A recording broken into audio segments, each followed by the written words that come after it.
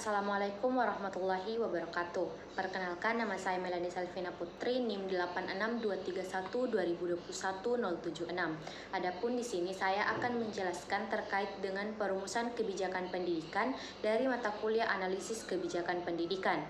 Pertama, hakikat formulasi kebijakan.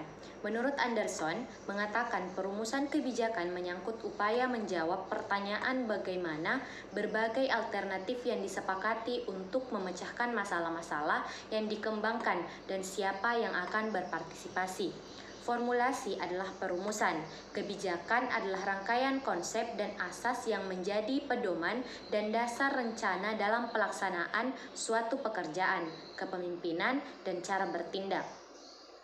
Maka berdasarkan uraian tersebut, dapat disimpulkan bahwa formulasi kebijakan adalah cara memecahkan sesuatu masalah atau suatu masalah yang dibentuk dari beberapa aktor yang ada dari segala banyak alternatif pemecahan yang ada, maka dipilih alternatif kebijakan yang terbaik.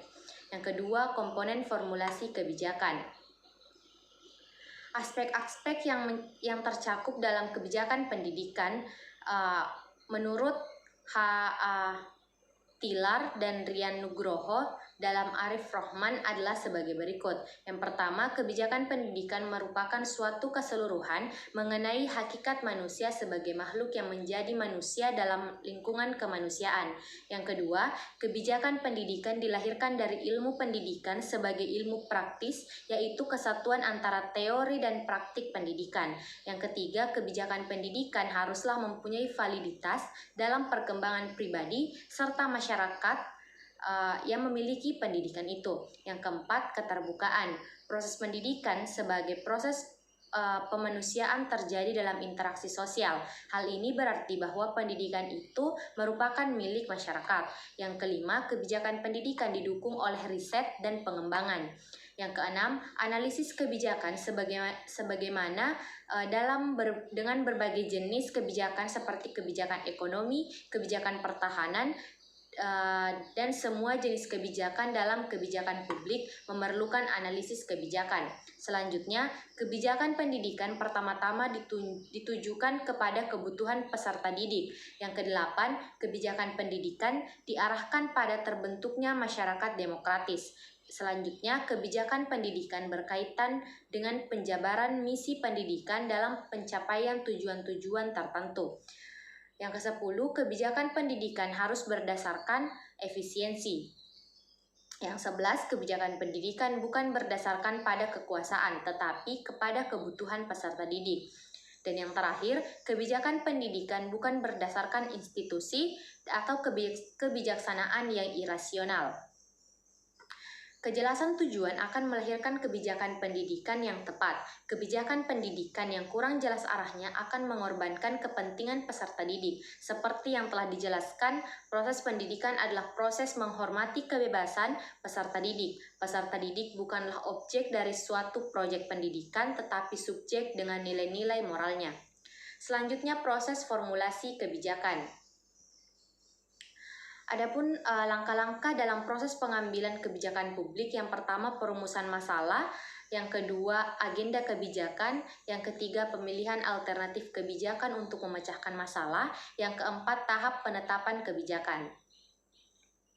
Dalam proses kebijakan pendidikan, implementasi kebijakan adalah sesuatu yang penting, bahkan jauh lebih penting daripada pembuatan kebijakan. Menurut Anderson, dalam bukunya Abdul Wahab, ada 4 aspek yang perlu dikaji dalam implementasi kebijakan. Yang pertama, siapa yang mengimplementasikannya. Yang kedua, hakikat dari proses administrasi. Yang ketiga, kepatuhan. Dan yang keempat, dampak dari pelaksanaan kebijakan. Yang keempat, pembahasan yang keempat adalah aktor dalam formulasi kebijakan pendidikan. Yang dimaksud dengan lingkungan kebijakan pendidikan menurut Anderson adalah segala hal yang berada di luar kebijakan tetapi mempunyai pengaruh terhadap kebijakan pendidikan. Pengaruh tersebut bisa besar, kecil, langsung, tidak langsung, laten, dan jelas. Yang termasuk lingkungan kebijakan pendidikan dirumuskan secara berbeda-beda oleh para ahli ilmu kebijakan pendidikan.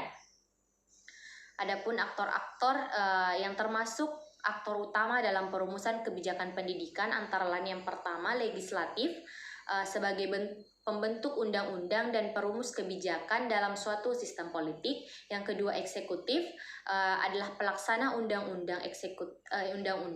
Eksekutif juga berperan dalam perumusan kebijakan, yaitu bahwa agar kebijakan yang dibuat dan dirumuskan oleh legislatif dapat dilaksanakan sesuai dengan faktor kondisional dan situasional. Eksekutif biasanya merumuskan kembali kebijakan yang dibuat oleh legislatif dalam bentuk kebijakan jabaran.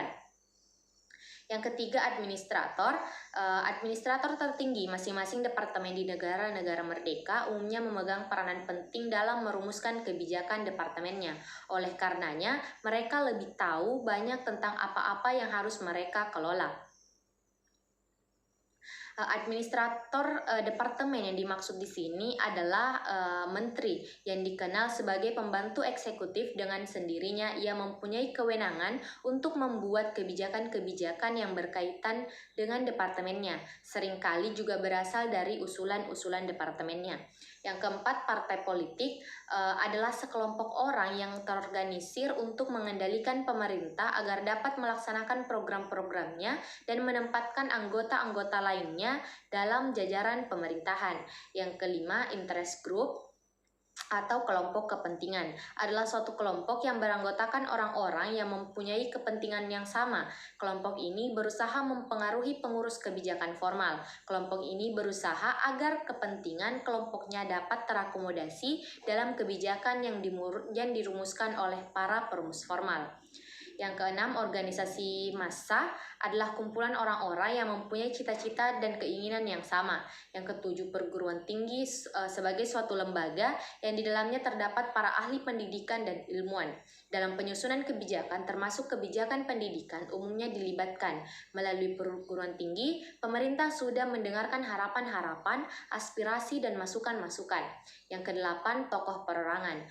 Tokoh perorangan dapat berasal dari berbagai bidang, agama, politik, ekonomi, pendidikan, budaya, seni, dan teknologi. Karena kapasitas pribadinya, tokoh perorangan dapat saja memberikan gagasan-gagasan atau pikiran-pikiran yang kemudian dapat dijadikan sebagai landasan dalam menyusun kebijakan pendidikan itu sendiri.